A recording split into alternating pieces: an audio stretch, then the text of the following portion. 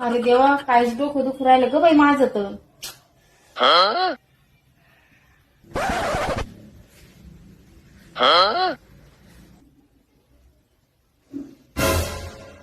काय झालं ग? कोण डोक्याला हात लावून बसली? काय झालं तुला? अहो शिवानीश पप्पा, माझं एक तर डोकं दुखू राहिलं, त्याच्यामध्ये तुम्ही बडबड नाक करू. एक तर माझं डोकं कानातून गेलं. डोकं दुखू राहिलं तुझं? अरे यार, अबे साले. मी तो हॉटेलमध्ये जेवायला जायची प्लॅनिंग केली आणि तो डोकं दुखू राहिलं. जाऊ दे मग, तुझी उगाच तब्येत खराब आहे आणि रिकामी अजून खराब व्हायची. जाऊ दे. बाहेर जेवायला जायचं तर हा चला मग, मी डोक्याची गोळी खायला तर बरं होऊन जाईल. अगं नको नको, तो डोकं दुखू राहिलं ना. तुम्ही माझ्या डोक्यात ताण नका घेऊ. मी आताच गोळी खाल्ली, बरं होईल तर हॉटेलवर जाऊच तर. चला आवरा.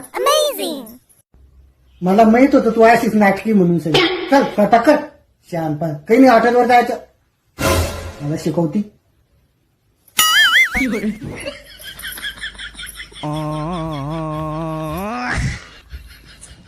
स्वयंपाकाचा काटा येतो, नुसते नाटकं करते.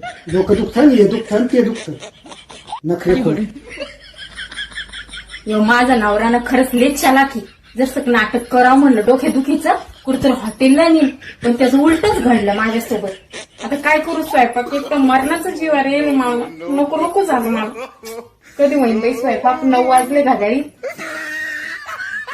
आवडलं काय? हा आवडते.